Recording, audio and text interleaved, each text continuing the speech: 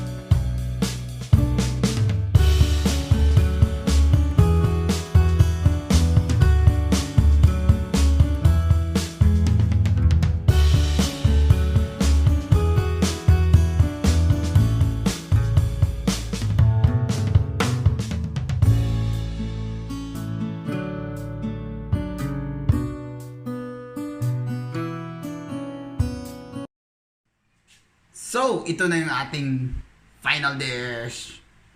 Yahoo! Amoy garlic. Ako, ayaw ng mga vampira to kasi puro garlic. Pero masarap to.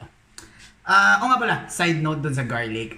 If you notice kanina, nagluto ako ng, or rather, sinotay ko yung onion, garlic, corned beef dun sa unang part, no?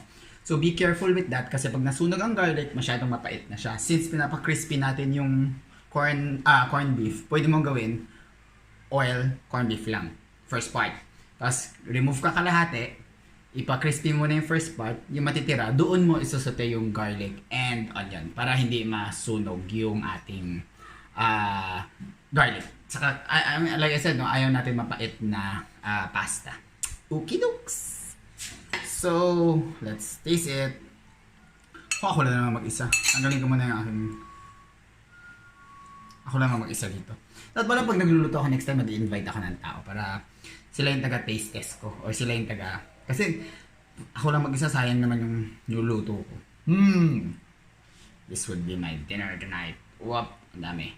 Wop. Ang dami na naman. Hindi ba na? Kaya mo na.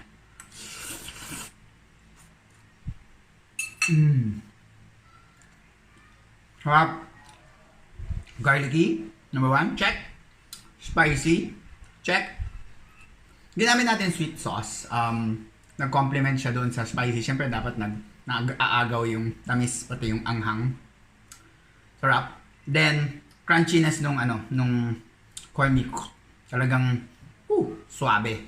So, if ayaw mo na maging masyadong matamis, you could change your your spaghetti sauce to medyo hindi matamis, like Italian style or yung mga nabibili sa grocery na 3 cheese sauce. Okay lang naman yun. But ako kasi preference ko medyo matamis, so okay lang naman. So depende naman talaga sa preference nyo guys. And nag-ready na ako ng papakain ko kay Ma'am Monica. Tingnan natin reaction niya kung type ba niya maanghang o hindi. Wala pa siya, inaantay ko dun sa labas. Dumadaan yan dito sa amin all the time. So, as of now, wala pa naman. Kaya, parang may tinga ako kakaya sa video. Guys, anyway, thank you again for watching my channel. And if you've tried this dish, or meron kayong nagawang medyo gano'n na rin, you could tag me on my Instagram. It's itschesterrific. And don't forget to comment below and subscribe on my channel. Always subscribe to my channel and share my channel, please. Thank you so much and I'll see you next time. So, I'm currently outside. Inaantay ko na si Ma'am Monica.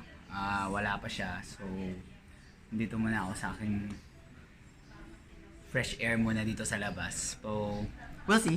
Tingnan natin kung ano magiging reaction ni Ma'am Monica sa kanyang kakainin. Ano kaya? Matutuwa kaya siya? Anyway, mabulaklak ako dito. Huwag dyan na, wait lang. Ay, Ma'am Monica! Hi, si Ma'am Monica. Hi. Nagpapataste ako sa'yo. Yan, tikman. Titingnan natin yung reaction ni Ma'am Monica dito sa video. Oh, there you go. Si Ma'am Monica, ay ako may kapitbahay. Titikman na niya yung ating spaghetti. Wow. Unboxing spaghetti 101. Yan. Spaghetti maanghang yan na may garlic, na may ano ba yun? Matamis na may garlic.